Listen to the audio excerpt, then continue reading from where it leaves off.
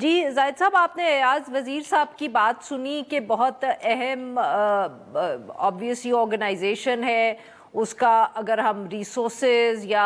Power کے point of view سے بھی دیکھیں، پر سر یہ جو خاص طور پہ اجلاس اس وقت آپ کے پاکستان میں ہو رہا ہے، اس کا فوکس کس طرف رہے گا؟ دیکھیں عارفہ، یہ یقینی بات یہ ہے کہ اس کی اہمیت بہت زیادہ ہے شنگھائی کی، جس میں پہلے بات ہو چکی ہے کہ تقریباً 40% آبادی جو ہے دنیا کی اس کے ممبران کی کل بن کے آتی ہے، اور تقریباً 30% جو جی ڈی پی ہے ورلڈ کی وہ ان ممالک میں ہے۔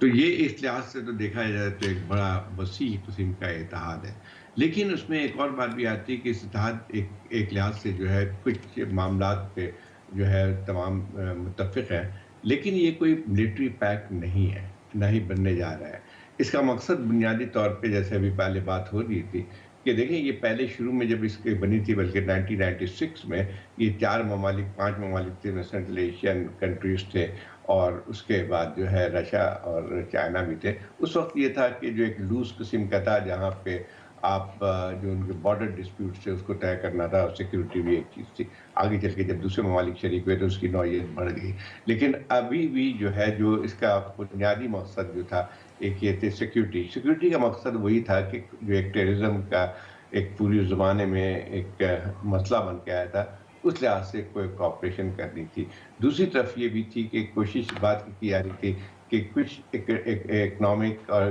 کوآرڈینیشن بھی ہو، ٹریڈ بھی بڑھانے کا ذریعہ بن کے آئے، اور اس کے ساتھ ساتھ جو ہے کنیکٹیویٹی کے مسائل بھی ہیں۔ تو اس لحاظ سے اس کی اہمیت تو ایک ہے کہ اگر پوٹینشیل کہہ سکتے ہیں، پوٹینشیل تو ہے اس کی، لیکن مسئلہ وہی آتا ہے کہ اس میں آگے بڑھنے کے سب سے بڑا جو رکاوٹ بن کے آئی ہے، خاص طور پہ کنیکٹیویٹی کے لحاظ سے، وہ جو ہے اس حالت خطے کی، اور جو ممبران ممالک ہیں ان کے درمیان اختلافات بھی بن کے آئے ہیں۔ اس لحاظ سے دیکھا جائے جو اس کا پوٹینشیل ہو سکتا تھا کہ ایک وسیع مطلب اکنامک گروپنگ ہو جائے، اور جس میں خاص طور پہ سارے ریجن جو ہے وہ ایک دوسرے کے ساتھ منسلک ہو جائے، ٹریڈ کو بڑھنے کا ذریعہ، وہ فی الحال نہیں ہو سکا ہے۔ آگے چل کے اگر ہوتا ہے تو اس کی نوعیت کیا ہوتی ہے وہ دیکھنے کے قابل ہے۔ لیکن ایک اور صحیح۔ بہت اہم چیز ہے کہ جو جن حالات میں